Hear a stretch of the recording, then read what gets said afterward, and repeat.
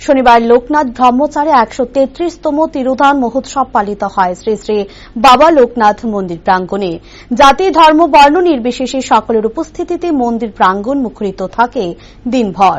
আশ্রম সম্পাদক জানান, তিরোধান দিবসকে কেন্দ্র করে গত মে মাসের ২১ তারিখ এক রক্তদান শিবিরের আয়োজন করা হয় এবং মে মাসের ২৮ তারিখ বৃদ্ধাশ্রমে ফল মিষ্টি বিতরণ করে। শনিবার ভোর ৪:৩০ ঘটিকায় মন্দির প্রাঙ্গণে মঙ্গল আরতি করা হয়।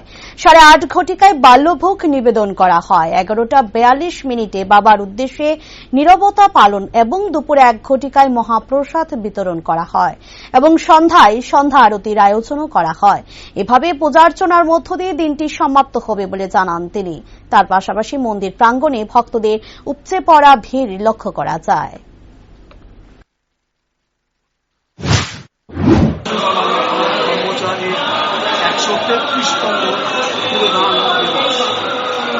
সেই তিরোধান দিবসকে লক্ষ্য করে কেন্দ্র করে আমরা গত মে মাসের ২১ তারিখ মন্দির প্রাঙ্গণে আমরা রক্তদান শিবিরের আয়োজন করেছি এবং ২৮ তারিখ মে মাসে আমরা ৩টা বৃদ্ধাশ্রম ও অনাথ আশ্রমে ফল মিষ্টি বিতরণ করেছি।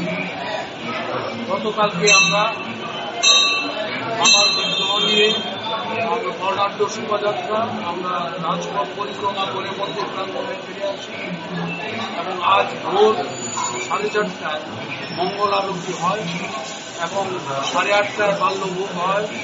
আজকে এই জাস্ট মাত্র আপনার বিশেষ পূজা অর্চনা শেষ হল। ১১:৪২ বাবা উদ্দেশ্যে আমরা ১ মিনিট নীরবতা পালন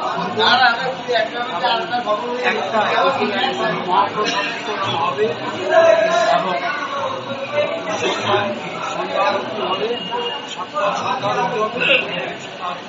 তারপরে আমাদের আজকের অনুষ্ঠান সূচি